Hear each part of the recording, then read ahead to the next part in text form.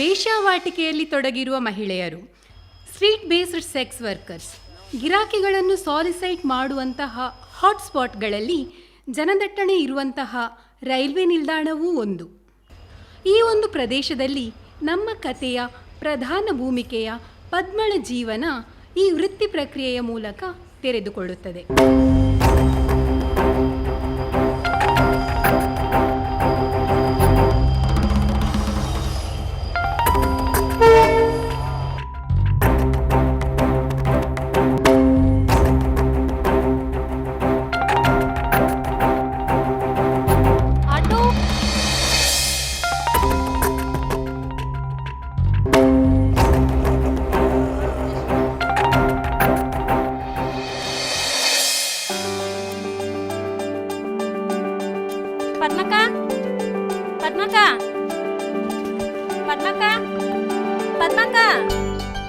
ಪದ್ಮಕ್ಕ ನೋಡಿಲಿ.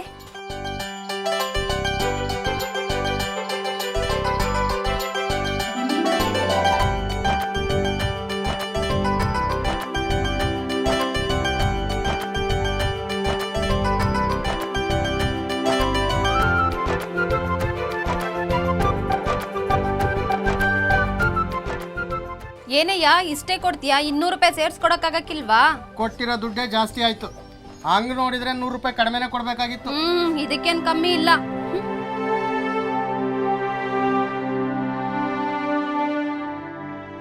ಏನಮ್ಮ ನಿನ್ನ ಹೆಸರು?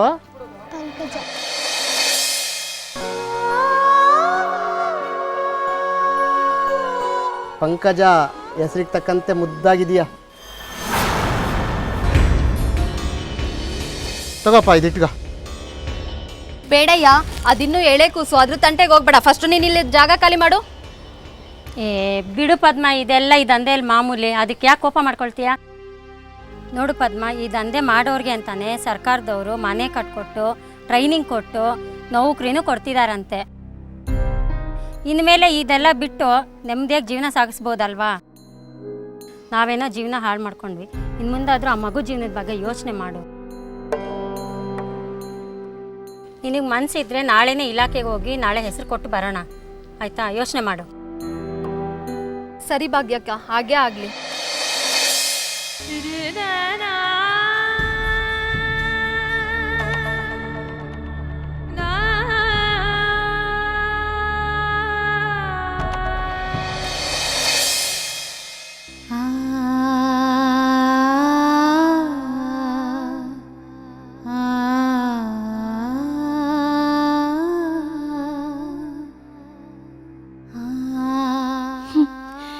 ಈ ಬಣ್ಣದ ಜೀವನ ಇವತ್ತಿಗೆ ಮುಗಿಯಿತು. ಇನ್ನು ನನ್ನ ಮಗುವಿಗಾದರೂ ಒಳ್ಳೆ ಜೀವನ ರೂಪಿಸೋಣ.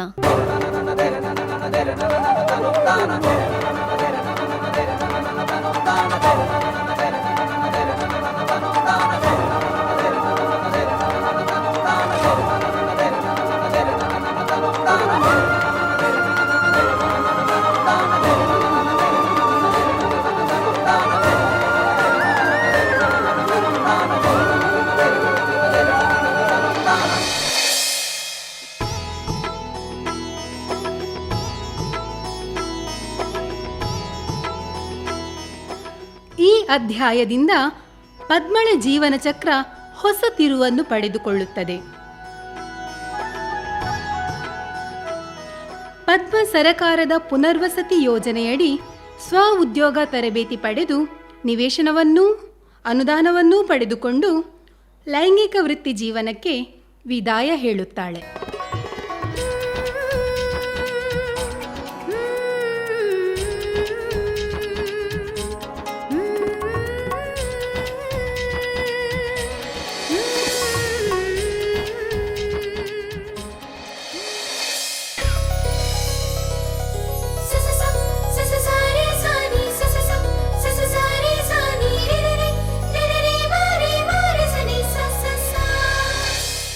ಅಮ್ಮ ಅಮ್ಮ ಅಮ್ಮ, ಬಂದೇಮ್ಮ. ಲೇಟ್ ಆಯ್ತಮ್ಮ. ಥ್ಯಾಂಕ್ ಯು ಅಮ್ಮ. ಅಮ್ಮ, ಇನ್ನೊಂದು ಹೇಳೋದು ಮರ್ತಿದ್ದೆ. ನಾಳೆ ಎಕ್ಸಾಮ್ ಫೀಸ್ ಕಟ್ಬೇಕಮ್ಮ. ಹೇಗಾದ್ರೂ ಮಾಡಿ 3000 ಅರೇಂಜ್ ಮಾಡಮ್ಮ. Please please please. ನಾಳೆನೇ 3,000 ಬೇಕು ಅಂದರೆ ನಾನು ಹೇಗೆ ಹೊಂದಿಸ್ಲಿ? ಬಡ್ಡಿ ರಾಮಾಯಣ ಹತ್ರ 3,000 ಬೇಕು ಅಂತ ಕೇಳಿದ್ರೆ 3 ಬಿಟ್ಟು ನಿಲ್ಲು ಅಂತಾನೆ. ಈಗ ನಾನೇನು ಮಾಡಲಿ? ಅಕ್ಕ ಅಲ್ಲಿ ನೋಡ ಅವಳು ವಯ್ಯಾರನ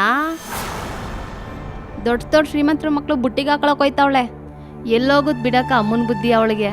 ಅವಳವ್ರ ಅಮ್ಮನ್ನೇ ಮೀರಿಸ್ತಾಳೆ ಬಿಡು, ನಮ್ಗೆ ಯಾಕೆ? ಏಯ್ ಏನೇ ಮಾತಾಡ್ದೆ? ನೀನೇನ್ ಗರ್ತಿನಾ? ನಿನ್ಗಿರೋ ಕಳ್ಸಂಬಂಧ ಊರ್ಗೇನ್ ಗೊತ್ತಿಲ್ಲ ಅನ್ಕೊಂಡಿದ್ಯಾ? ನಿಮ್ ವ್ಯವಹಾರ ಕದ್ದು ಮುಚ್ಚಿ ನಡೆಯುತ್ತೆ. ನಾವು ಬಡೂರು ಅಂತ ನಿಮ್ ನಾಲ್ಗೆ ಚಟ ತೀರಿಸ್ಕೊತಾ ಇದ್ದೀರಾ. ನನ್ ತಂಟೆಗೇನಾದ್ರೂ ಬಂದ್ರೆ ನಿಮ್ಮಿಬ್ರು ಗ್ರಾಚಾರ ಬಿಡಿಸ್ಬಿಡ್ತೀನಿ, ಹುಷಾರ್. ಅಯ್ಯೋ ಅಕ್ಕ, ಅವಳ ಜೊತೆ ಏನು ಮಾತು, ಬಾರೆ ಹೋಗೋಣ.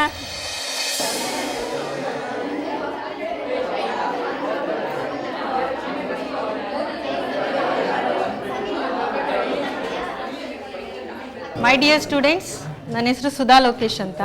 ನಾನು ಹಿಸ್ಟ್ರಿ ಸಬ್ಜೆಕ್ಟ್ಗೆ ಹೊಸ ಲೆಕ್ಚರರು. ನಿಮ್ಮೆಲ್ಲರೂ ಪರಿಚಯ ಮಾಡಿಕೊಡಿ.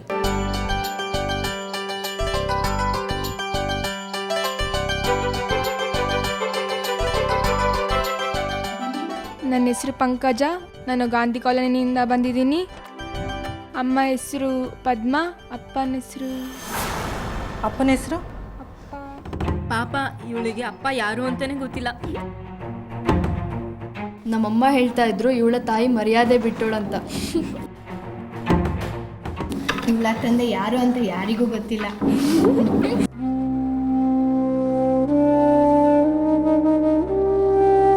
ಸೈಲೆನ್ಸ್. ಸರಿ ಹೋಗ್ಲಿ ಬಿಡಮ್ಮ, ಅಳ್ಬೇಡ, ಕೂತ್ಕೋ. ನೆಕ್ಸ್ಟ್.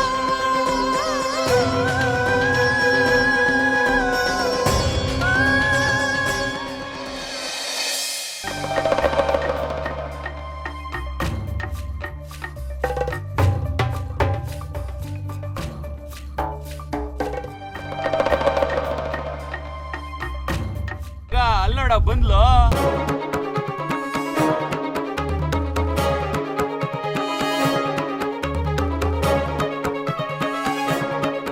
ಏನ ಮಗ ಒಬ್ಳು ಹೋಗ್ತವಳೆ?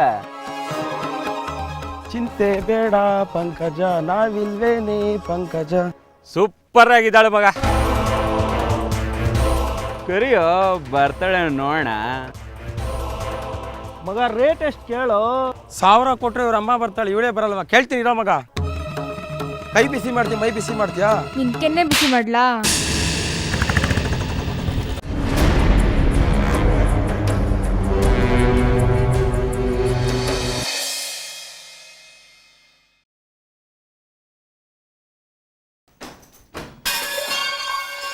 ಯಾಕೆ, ಏನಾಯ್ತೆ? ಇನ್ನೇನಾಗ್ಬೇಕು? ಹೋದ್ ಕಡೆ ನನ್ಗೆ ಅವಮಾನ ಆಗ್ತಿದೆ ಅಮ್ಮ. ಯಾಕಮ್ಮ, ಏನಾಯ್ತಮ್ಮ? ಯಾರಮ್ಮ ನಮ್ಮಪ್ಪ? ನೀನ್ ಮರ್ಯಾದೆ ಬಿಟ್ಟವಳಂತೆ. ಹಂಗಂದ್ರೆ ಏನಮ್ಮ? ಜನ ನಿನ್ಗೆ ಯಾಕಂತಾರೆ?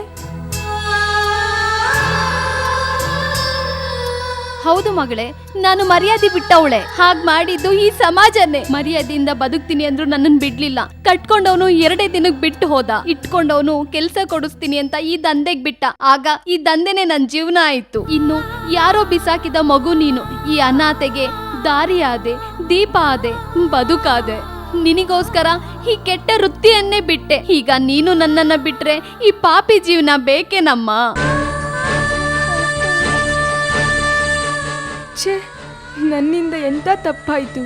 ಮೊದಲೇ ನೊಂದಿರೋ ಅಮ್ಮಂಗೆ ಗಾಯದ ಮೇಲೆ ಬರೆ ಹೇಳ್ದಂಗಾಯ್ತಲ್ಲ. ಛೇ, ಅಮ್ಮನ ಕಷ್ಟ ಇವತ್ತೇ ಕೊನೆಯಾಗಬೇಕು. ಅದಕ್ಕೆ ನಾನೇ ಪರಿಹಾರ ಹುಡುಕ್ತೀನಿ. Excuse me sir, ಬಾಸ್ನ ನೋಡಬೇಕಿತ್ತು. 1 ನಿಮಿಷ ವೆಯ್ಟ್ ಮಾಡಿ.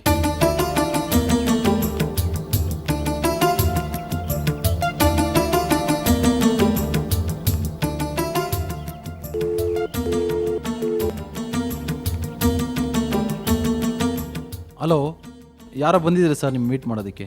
ಬರ ಕೇಳಪ್ಪ. ಓಕೆ ಸರ್, ಹೋಗಿ ಮೇಡಮ್.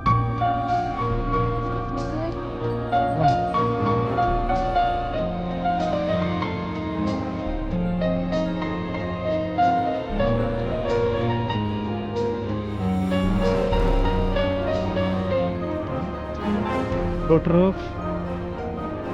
ಗಾಂಧಿ ಕಾಲೋನಿ. ನಿಮ್ದು ಗಾಂಧಿ ಕಾಲೋನಿನಾ? ಹೌದು. ಪದ್ಮ ಅಂದರೆ ಬಟ್ಟೆ ಅಂಗಡಿಯಲ್ಲಿ ಕೆಲಸ ಮಾಡ್ತಾರಲ್ಲ ಅವ್ರ ಮಗಳ?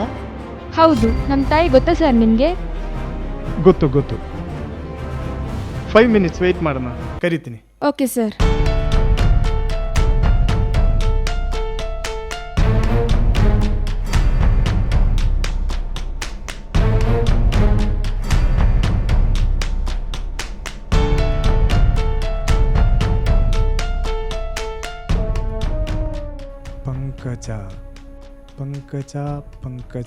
ಪಂಕಜ.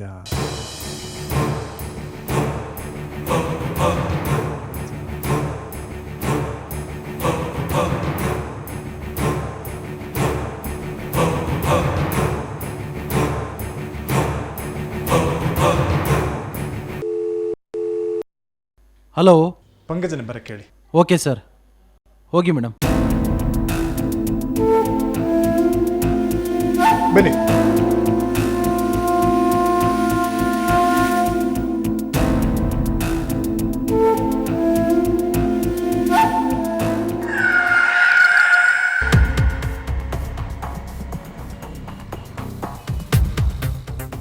ಗುಡ್, ಒಳ್ಳೆ ಮಾರ್ಕ್ಸ್ ತೆಗೆದಿದ್ದೀರಾ. ಕೆಲಸ ಅಂತೂ ಕನ್ಫರ್ಮ್ ಮಾಡ್ತೀನಿ, ಆದರೆ ನೀನು 11 ಗಂಟೆವರೆಗೂ ನನ್ನ ಜೊತೆ ಇರಬೇಕಾಗುತ್ತೆ. ಏನು ಹೆದರ್ಕೋಬೇಡಮ್ಮ, ಮನೆ ತನಕ ಡ್ರಾಪ್ ಮಾಡ್ತೀನಿ. ಸರ್ ಏನು ಹೇಳ್ತಿದ್ದೀರಾ? ನನಗೆ ಅರ್ಥ ಆಗ್ತಿಲ್ಲ. ಅರ್ಥ ಆಗಲಿಲ್ವಾ? ನಿಮ್ಮ ತಾಯಿ ನನಗೆ ಹಳೆಯ ಪರಿಚಯ. ಆವಾಗ ನಿಮ್ಮ ತಾಯಿ ಮಾಡ್ತಾ ಇದ್ದ ಕೆಲಸ ನೀನೀಗ ಮಾಡುವಂತೆ ಅಷ್ಟೇ.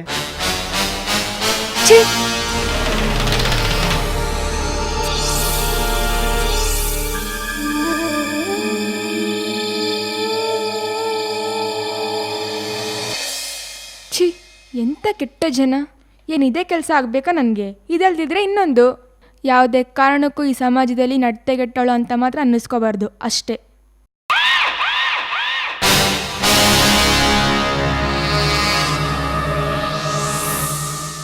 ಏನೇ ನನ್ನ ಕೆನೆಗೆ ಹೊಡೆಯೋಷ್ಟು ಕೊಬ್ಬ ನಿನಗೆ?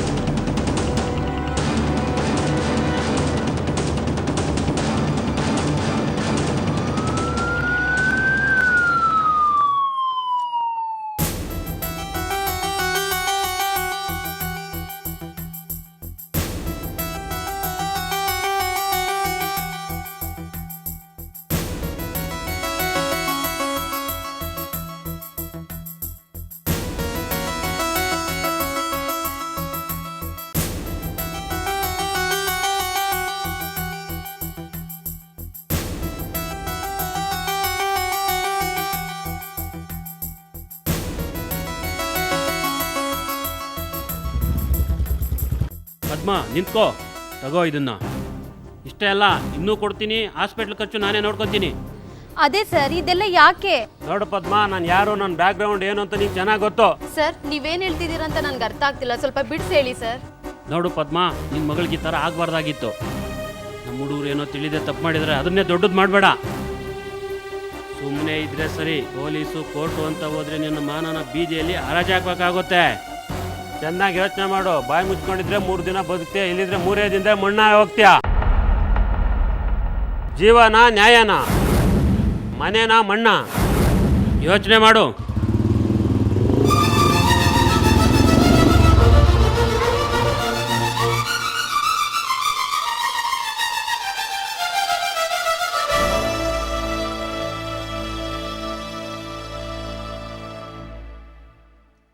ಮಗಳೇ, ನಿನಗೂ ನನಗೂ ಆಗಿರೋ ಅನ್ಯಾಯ ಯಾರಿಗೂ ತಿಳಿಬಾರ್ದು. ಈ ದಬ್ಬಾಳಿಕೆ ಸಹಿಸ್ಕೊಂಡು ಬದುಕೋಕ್ಕಾಗಲ್ಲ. ಎಲ್ಲೇ ಹೋದ್ರೂ ನ್ಯಾಯ ಅಂತೂ ಸಿಗಲ್ಲ. ಈ ಪಾಪಿ ಜೀವನಕ್ಕೆ ಸಾವೇ ಸರಿಯಾದ ನ್ಯಾಯ. ಹೌದು, ಸಾವೇ ಸರಿಯಾದ ನ್ಯಾಯ.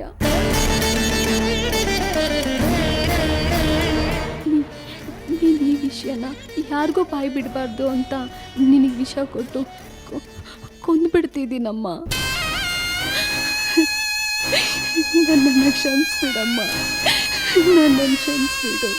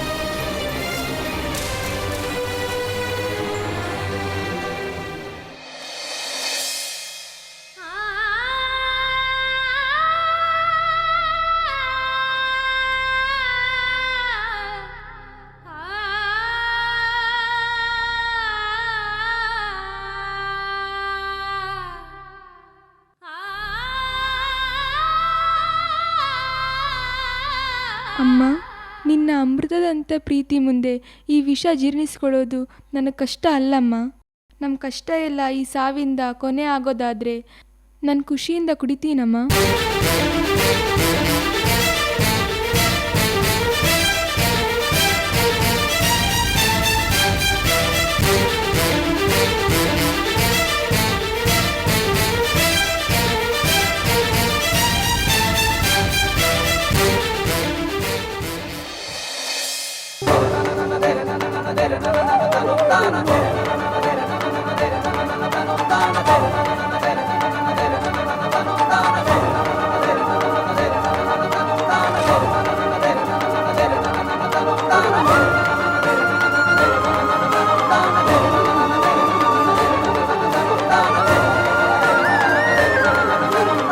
ಜೀವನ ನ್ಯಾಯನ ಮನೇನ ಮಣ್ಣ ಯೋಚನೆ ಮಾಡು. ಜೀವನ ನ್ಯಾಯನ ಮನೇನ ಮಣ್ಣ ಯೋಚನೆ ಮಾಡು.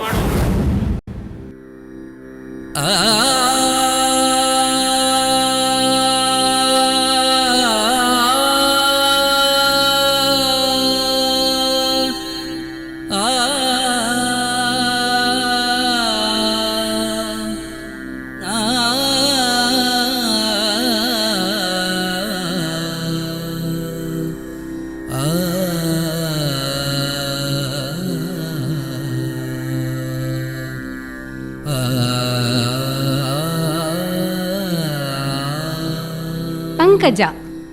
ಈ ಕತೆ ಮಹಿಳೆಯನ್ನು ನಾವು ಯಾವ ರೀತಿ ಆಧರಿಸುತ್ತಿದ್ದೇವೆ ಎನ್ನುವ ನಮ್ಮೊಳಗಿನ ಆತ್ಮವಿಮರ್ಶೆಗಾಗಿ. ಜಾಣ ವೀಕ್ಷಕ, ನಮ್ಮ ಸಮಾಜದಲ್ಲಿ ಇವತ್ತಿಗೂ ಮಹಿಳೆ ದ್ವಿತೀಯ ವರ್ಗಕ್ಕೆ ಸೀಮಿತಳಾಗಿದ್ದಾಳೆ. ಹೆಣ್ಣನ್ನು ಲಿಂಗದ ಆಧಾರದ ಮೇಲೆ ವರ್ಗೀಕರಿಸಲಾಗಿದೆಯೇ ಹೊರತು ಒಂದು ವ್ಯಕ್ತಿತ್ವವನ್ನಾಗಿ ಪರಿಗಣಿಸಿ ಸಮಾನತೆಯಿಂದ ನಡೆಸಿಕೊಳ್ಳುವ ಪರಿಪಾಠ ನಮ್ಮ ಸಮಾಜದಲ್ಲಿ ಬೆಳೆದು ಬಂದಿಲ್ಲ. ಸಾಮಾನ್ಯವಾಗಿ ಶೋಷಣೆ, ದೌರ್ಜನ್ಯ, ಅತ್ಯಾಚಾರ, ಅಮಾನವೀಯತೆಗಳ ವಿಕೃತಿ ಮೆರೆಯುವುದು ಸಾಮಾಜಿಕವಾಗಿ, ಆರ್ಥಿಕವಾಗಿ, ಶೈಕ್ಷಣಿಕವಾಗಿ ಹಿಂದುಳಿದಿರುವ ಅಬಲೆಯರ ಮೇಲೆ. ಈ ಕಥನ ಅನಿವಾರ್ಯತೆಯಿಂದ ಲೈಂಗಿಕ ವೃತ್ತಿಯಲ್ಲಿ ತೊಡಗಿರುವ ಮಹಿಳೆಯರ ಪ್ರತಿದಿನ ಒಂದಲ್ಲ ಒಂದು ಹಂತದಲ್ಲಿ ಹೇಳಲೂ ಆಗದೆ, ಅನುಭವಿಸಲೂ ಆಗದೆ ಲೈಂಗಿಕ ಕಿರುಕುಳ, ಶೋಷಣೆ, ದೌರ್ಜನ್ಯಕ್ಕೆ ಒಳಗಾಗಿರುವ, ಅತ್ಯಾಚಾರಕ್ಕೆ ಬಲಿಯಾದ ಪ್ರತಿಯೊಬ್ಬ ಹೆಣ್ಣಿನ ಕೂಗು. ಹೆಣ್ಣಿನ ಮೇಲೆ ನಡೆಯುವ ಈ ಅಮಾನವೀಯತೆ, ಶೋಷಣೆ, ದೌರ್ಜನ್ಯ, ಅತ್ಯಾಚಾರಗಳಿಗೆ ಕೊನೆಯೆಂದು